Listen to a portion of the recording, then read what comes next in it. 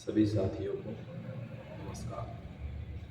साथियों, वर्ष 2004 में केंद्र की सरकार ने सरकारी कर्मचारियों की ओपीएस को बंद करके एनपीएस को लागू किया, जो कि सरकारी कर्मचारियों के साथ एक प्रकार से धोखा था। इसको लेकर सरकारी कर्मचारी संगठनों ने जगह जगह धरने प्रदर्शन भी किए और जब वर्ष 2004 के बाद लगे हुए कर्मचारी रिटायर होने लगे तो कर्मचारी साथियों को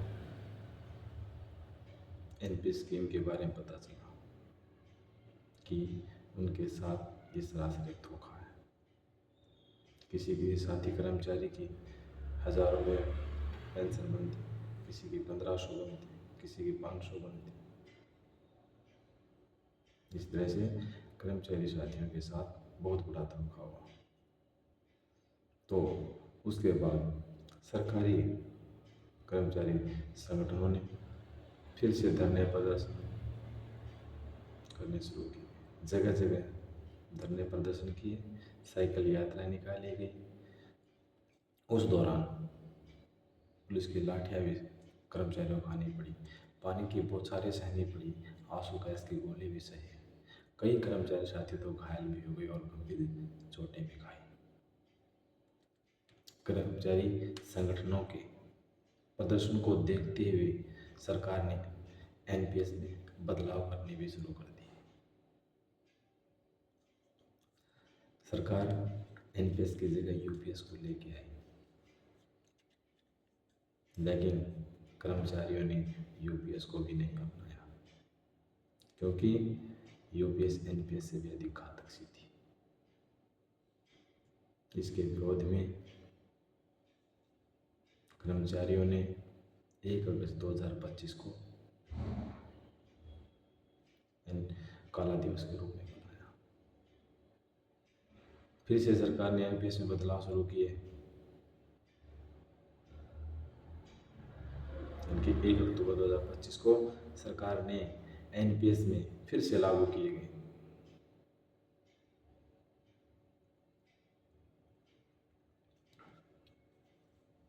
और कर्मचारियों को प्रलोभन देना चाहा,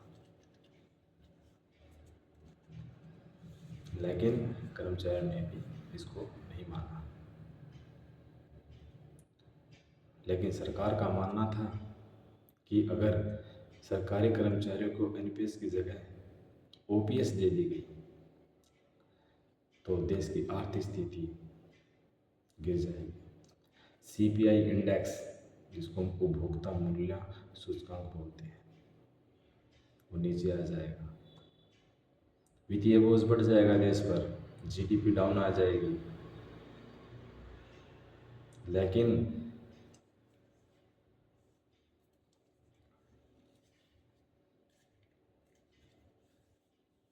हमारे देश के नेता, चाहे वो 1 बार बने, 2 बार बने, 5 बार बने, उनको उतनी बार की ही पेंशन लेते हैं। मैं सरकार से पूछना चाहता हूँ कि तब इस देश की आर्थिक स्थिति, वित्तीय बोध, जीडीपी, सीपीआई इंडेक्स कहाँ जाते हैं? क्या वे तब नीचे नहीं गिरते? और जब सरकारी कर्मचारी को ऑफिस देने की बात आती है तो आप देश की आर्थिक स्थिति, वित्तीय बोझ, सीपीआई इंडेक्स मीडिया के माध्यम से इनका गुणगान करने लग जाते हैं कि देश का वित्तीय बोझ बढ़ जाता है। और जब विधानसभा में, लोकसभा में एमएलए एमपीओ की तनख्वाह बढ़ोतरी की बात होती है तो पक्ष और विपक्ष दोनों हंसी मजाक ठाके लगाते होते हैं। क्या तब इस देश की जीडीपी, आर्थिक स्थिति, सीपीआई इंडेक्स नहीं बढ़ते? क्या देश आर्थिक बोझ नहीं उठाता तब? जबकि कई विशेषज्ञों का मानना है कि सरकारी कर्मचारियों के लिए एनपीएस अच्छी स्कीम नहीं है। जबकि आरबीआई की रिपोर्ट के अनुसार राज्यों को करोड़ों रुपए का राजस्व प्राप्त होता है।